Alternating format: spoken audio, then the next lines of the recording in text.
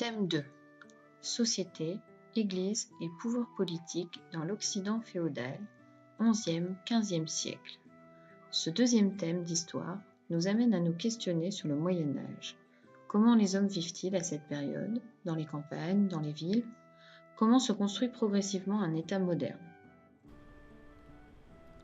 L'ordre seigneurial, la formation et la domination des campagnes. La problématique.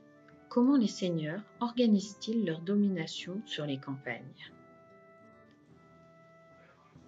Première partie, des campagnes organisées en seigneuries. L'Occident féodal est divisé en vastes domaines agricoles appelés seigneuries.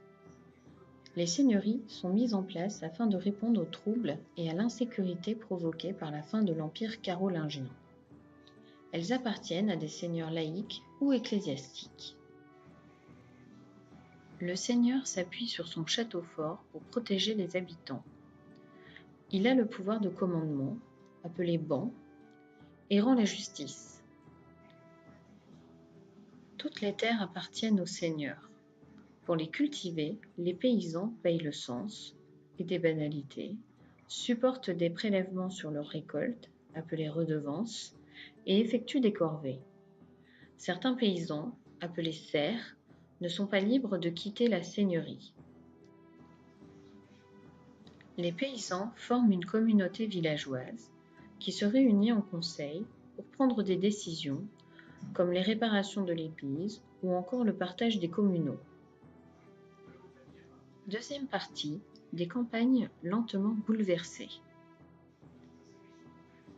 Entre le XIe et le XIIIe siècle, les pratiques agricoles progressent, comme le montrent les documents. Les paysans utilisent des charrues, améliorent les attelages ou pratiquent l'assolement triennal. Encouragés par les seigneurs et par l'Église, les défrichements permettent la conquête de nouvelles terres. Peu à peu, les espaces cultivés s'étendent, tandis que les forêts reculent. Troisième partie, l'Église au centre de la vie des campagnes. Le village est une paroisse, territoire sous l'autorité religieuse d'un prêtre. Elle est encadrée par l'Église, qui prélève un impôt, appelé la dîme, et accompagne les villageois pour les aider à préparer leur salut, en leur dispensant des sacrements comme le baptême ou la confession. L'Église fixe le rythme de la vie quotidienne et impose ses règles morales. L'Église possède de nombreuses terres. Les abbés des monastères et les évêques sont aussi de grands seigneurs.